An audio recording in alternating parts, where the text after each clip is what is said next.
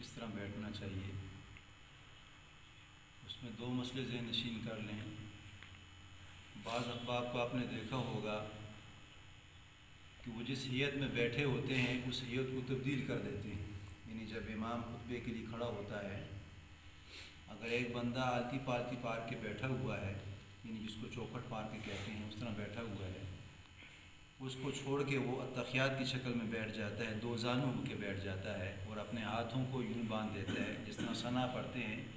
پہلے خطبے میں جب امام کھڑا ہو کے پڑھنا شروع کر دیتا ہے تو جو سننے والے جمعے والے جن سامعین ہوتے ہیں وہ اپنی ہیئت کو تبدیل کر دیتے ہیں، یعنی دو زانو ہو کے بیٹھتے ہیں پھر،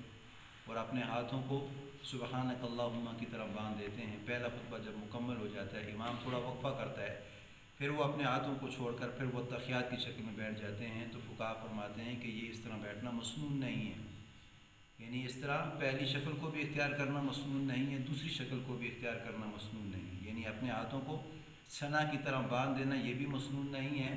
اور اپنے ہاتھوں کو تحیات کی شکل میں رکھ دینا یہ بھی مسنون نہیں ہے، بلکہ فقہا فرماتے ہیں جس طرح اس کے لیے بآسانی ہو، جس طرح بیٹھ سکے اسی طرح بیٹھنا چاہیے، نہ اپنے کو تنگ کیا جائے اور نہ جو دوسرے احباب ساتھ بیٹھے نہ ان کو تنگ کیا جائے، یعنی جس حالت میں اس کے لیے آسانی ہو اسی طرح بیٹھ کے وہ خطبہ سماعت فرمائے۔ لیکن یہ ہے اس میں ضروری یہ چیز جو ہے وہ یہ ہے کہ دل جمی سے خطبہ سماعت فرمائے، یعنی اگرچہ وہ عربی کا خطبہ ہے،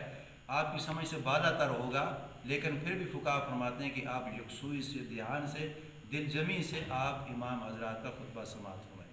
یہ اب جب خطبہ دیا جاتا ہے اور بعض فقہا یعنی بعض حضرات ایسے ہوتے ہیں کہ جو بعد میں آتے ہیں، تو آپ یعنی جگہ اگر اگلی صف میں خالی ہے تو پھر تو وہ آ کے اگلی صف میں بیٹھ سکتے ہیں، لیکن اس وقت چونکہ مجمع بھرا ہوا ہوتا ہے، مسجد بھری ہوئی ہوتی ہے، اکثر پہلی صف بھی بھری ہے، دوسری بھی بھری ہے، تیسری بھی بھری ہے، اب باہر سے بندہ آیا ہے، اس نے صفوں کو کراس کرنا شروع کر دیا، یعنی ہاتھوں سے دائیں کو بائیں کر رہا ہے، بائیں کو دائیں کر رہا ہے، کبھی آگے پیچھے، یعنی وہ پیچھے سے آیا، ایک دوسروں کی یا تو کندھے پھلانگ کے آ رہا ہے یا دوسروں کو اس طرح کر کے آ رہا ہے، تو فقہا فرماتے ہیں کہ خطبے کے درمیان آپ کسی کو تو آ بھی نہیں کر سکتے، بلکہ آپ نے جس جگہ جو جگہ آپ کے لیے میسر ہو وہاں پہ بیٹھ جائیں آپ، یعنی اس کو دائیں بائیں کر کے وہ آپ کو جگہ دے دے گا، یوں بھی ہو جائے گا، یوں بھی ہو جائے گا، تھوڑا سا نیچے ہو جائے گا، وہ آپ کو جگہ دے دے گا، لیکن فقہا فرماتے ہیں کہ وہ آپ اس کے ثواب کے قائل نہیں ہوں گے، یعنی آپ کو نماز کا تو ثواب مل سکے گا، لیکن جو آپ نے اس کی بے احترامی کی ہے یہ ناقدر